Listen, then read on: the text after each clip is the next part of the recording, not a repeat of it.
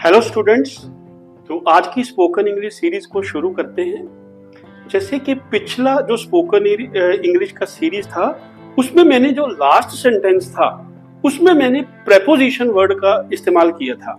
तो आज उसका थोड़ा टेस्ट लेंगे। ठीक है। जो प्रेपोजिशंस होती हैं इनको अगर मैं बिल्कुल देसी भाषा में समझाऊं वो मैं इसलिए बोल रहा हूं क्योंकि जो हमारा क्लाइंटेज है वो खाली पंजाब तक सीमित नहीं है। इसलिए मैं बिल्कुल देसी भाषा में बात कर रहा हूं ताकि मेरे साथ जो आउट ऑफ पंजाब से भी सब्सक्रिप्शन है वो भी मींस उनसे भी मैं अच्छी तरह से ताल्लुकात बना पाऊं। ठीक है। तो इसमें हमने क्या ख्याल रखना है कि जो प्रेपोजिशंस होती हैं इनका अपना कोई मीनिंग नहीं होता इंग्लिश में। अगर मैं केमिस्ट्री की भाषा में बात करूं तो ये एक चाय की पत्ती है। Means these are catalysts, these stimulates the meaning of word. इनका अपना कोई मीनिंग नहीं होता। तो चलो एग्जाम्पल्स के साथ इनको समझते हैं। देखिए जैसे थ्रू वर्ड है, अगर इसको मैं गो के साथ यूज करता हूं, गो थ्रू, तो इसका मतलब हो जाता है पढ़ना, रीड करना। देखो मैंने सारी किताब पढ़ ली, so I got through the whole book. ठीक है।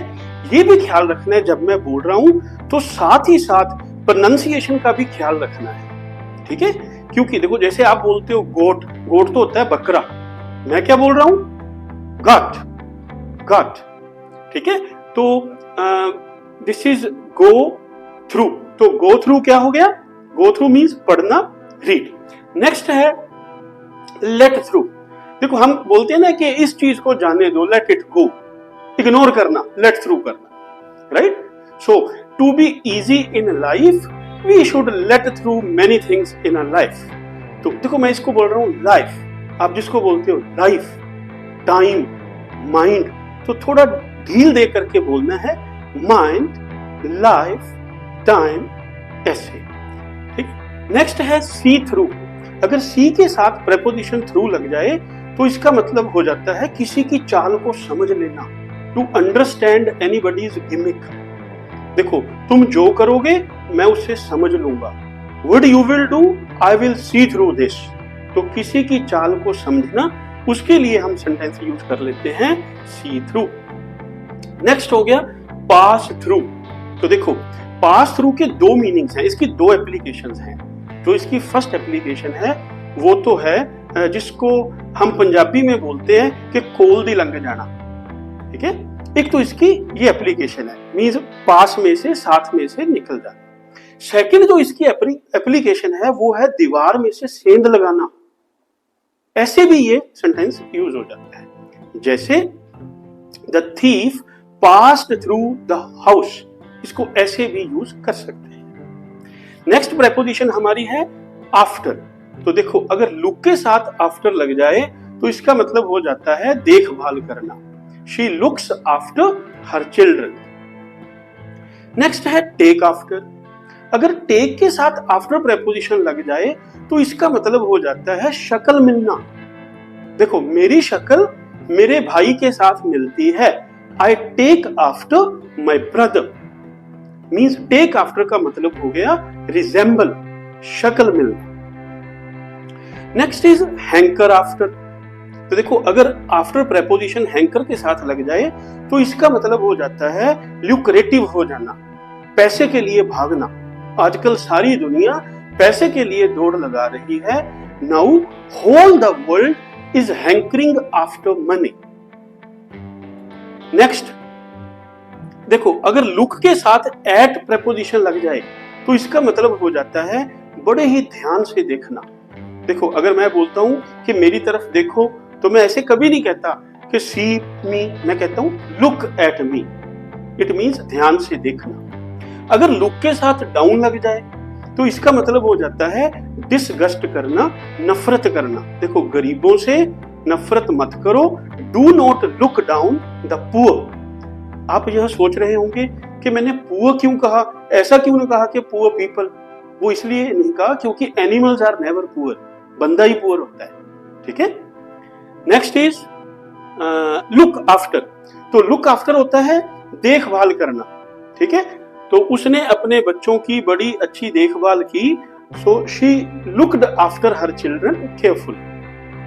Next is look into. देखो ये लुक इनटू वर्ड इंटेरोगेशन में बहुत ज्यादा यूज होता है, इंटेलिजेंस सर्विसेज में बहुत ज्यादा यूज होता है। जैसे अगर मैं बोलूं कि पुलिस, जिसको आप पुलिस बोलते हो, इसका प्रोनाउंसिएशन होता है पॉलिश, कि पुलिस इस मामले की तफ्तीश कर रही है, तो इसका ट्रांसलेशन रहेगा the police is looking into this matter. Next है लुक अपॉन। तो देखो अगर लुक के साथ प्रेपोजिशन अपॉन लग जाए तो इसका मतलब हो जाएगा समझना। कौन सा समझना? अंडरस्टैंड वाला नहीं, कंसीडर वाला, कि मैं तुम्हें अपना छोटा भाई समझता हूं। I look upon you as my younger brother. Next is think of. देखो अगर थिंक के साथ ऑफ लग जाए और थिंक के साथ अबाउट लग जाए तो इसमें क्या मतलब है? देखो अगर मैं थिंक के साथ अबाउट लगाता हूं तो इसका मतलब होता है डिसाइड करना। I will think about this, मैं इसके बारे में फैसला करूंगा। अगर मैं थिंक के साथ प्रेपोजिशन ऑफ लगाता हूं तो ये पर्सनली यूज होता है, that I will think of that person. तो इस दोनों में क्या भेद हुआ, क्या फर्क हुआ कि ये एक डिसीजन के लिए यूज होता है, ये पर्सनली पर्सन के लिए यूज होता है। Next comes sit on, sit in. तो देखो इनमें क्या फर्क है कि जब एक चेयर के आर्म्स हैं तो हम बोलेंगे सिट इन द चेयर, अगर चेयर के आर्म नहीं हैं तो हम बोलेंगे sit on the chair, sit on the bench. So this is the difference. Next is pass away and laugh away. तो देखो अक्सर हम समझते हैं कि अवे का मतलब होता है दूर जाना, जैसे दूर चले जाओ तो हम बोलेंगे गो अवे, मगर अगर सेंटेंस हो पास अवे तो इसका मतलब हो जाता है मर जाना। जैसे इसके साथ रेलेवेंट मैं आपको एक एग्जांपल बता रहा हूं। एक लड़का किसी हॉस्टल में पढ़ता था, तो वो 8वीं कक्षा में पास हुआ, तो उसने पियोन को, पियोन होता है चपरासी जिसको आप पियन बोलते हैं, तो उसने पियोन को एक टेलीग्राम दे दिया कि मैं 8वीं कक्षा में पास हो गया, तो जाओ आप पोस्ट मास्टर को देख आओ। तो उसने पोस्ट मास्टर को दिया, तो जैसे कि हम देखते हैं कि टेलीग्राफ में बड़ा शॉर्ट लिखते हैं, इकोनॉमी यूज करते हैं क्योंकि टेलीग्राफ में उतने ही ज्यादा पैसे लग जाते हैं। तो बच्चे ने लिख दिया कि पापा आए पास्ड। उसने सोचा भी सेंटेंस ये पूरा नहीं हो रहा, तो लिख दिया ही पास्ड अवे। तो वो पोस्ट मास्टर तो एजुकेटेड ही था, तो उसने ऐसा ही मैसेज आगे भेज दिया। उसने ये सोचा कि बच्चा, और देखो वो सिर्फ तब समझा जब उसने पढ़ा कि आए पास्ट अवे, फिर उसने उसको बैक किया कि बच्चा लिख रहा है मैं मर गया। तो देखो प्रेपोजिशन एक मैजिक है, अगर इसको गलत यूज किया जाए तो ऐसे क्लैश हो सकता है। ठीक है, अगर पास के साथ अवे लग जाए तो इसका मतलब हो जाएगा मर जाना। Next is laugh away. ये बहुत इंटरेस्टिंग वर्ड है, ये मुझे पहले नहीं पता था बिफोर 2012, क्योंकि 25 अक्टूबर 2012 को हिलेरियस कॉमेडियन जसपाल भट्टी की डेथ हुई थी। उस दिन मैंने न्यूज़पेपर में पढ़ा था, and since the day I remind this, Jaspal Bhatti, hilarious comedian Jaspal Bhatti laughed away. तो ये वर्ड हम किसके साथ यूज करते हैं? जब किसी नामी कॉमेडियन की डेथ हो। Next is call upon. देखो इसको कैसे यूज करेंगे? सपोज मैं यहाँ स्टेज पे खड़ा हूं, मैं अपने स्टूडेंट्स को बुला रहा हूं कि आप यहां पर आए, तो मैं बोलूंगा now I call upon such and such personality. जैसे फिल्म फेयर फेस्टिवल्स में भी आप ये सेंटेंस बार बार सुनते हैं, स्टेज पे बुलाना, call upon. Next is depend upon. जैसे कि डिपेंड से पता लग ही रहा है, ठीक है ना, तो किसी पर निर्भर करना, दैट इज डिपेंड अपॉन। फिर आप कहेंगे कि बैंक अपॉन और डिपेंड अपॉन में क्या फर्क है? इन दोनों में काफी फर्क है। देखिए अगर मैं वर्ड बोलता हूं बैंक अपॉन, तो स्पेशली ये यूज होता है कि मनी टर्म्स में डिपेंड करना, तो ऐसे ये यूज हो जाएगा। You can find it in dictionary also.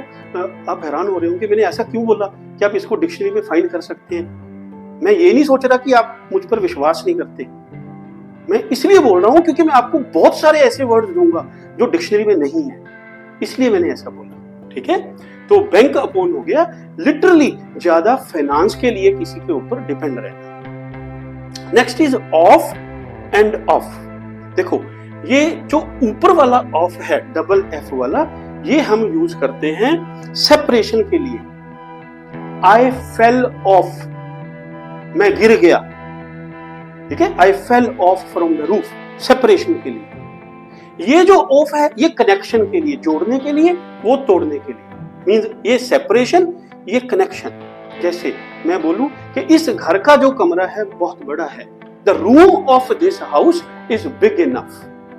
अब एक चीज और आपके दिमाग में आई होगी कि जो इनफ है ना, ये ख्याल रखना है, क्योंकि देखो जो टीचिंग होती है वो स्पॉन्टेनियस और कम्प्लीमेंट्री होती है, मैं सारा कुछ नोट करके नहीं दे सकता, वर्ड में से वर्ड कई बार निकल जाता है और बहुत कुछ समझाने के लिए सहज स्पॉन्टेनियस हमें मिल जाता है, ठीक है। तो नेक्स्ट वर्ड हमारा है ओन और अपॉन। इन दोनों में क्या फर्क है कि जो अपॉन है ये फॉर्मल वर्ड है, जो ओन है ये इनफॉर्मल वर्ड है, और इसको ऐसे भी यूज कर सकते हैं कि जो ज्यादा मूवमेंट के लिए, काइनेटिक एनर्जी के लिए यूज होता है वर्ड, वो अपॉन होता है। जैसे मैं बोलूं the cat jumped upon the table.